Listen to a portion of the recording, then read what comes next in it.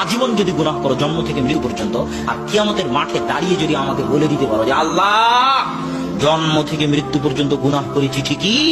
কিন্তু বিপদে পড়লে কোনোদিন তাবিজের আশ্রয় গ্রহণ করিনি, বিপদে পড়লে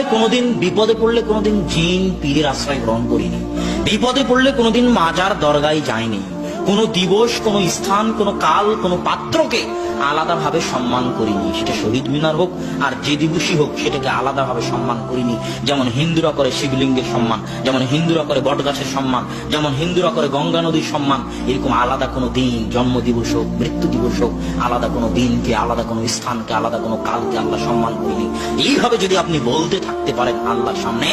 এবং প্রমাণ করতে পারেন যে আপনি কোনোদিন শিরক করেননি, তাহলে আল্লাহ বলতেছেন লা আতাইতু বিকরাবিল মাগফিরাহ, তোমার গুনাহ যদি আসমান জমিন ভর্তি হয়, তা আমি আল্লাহ আসমান জমিন ভর্তি ক্ষমা নিয়ে উপস্থিত হব।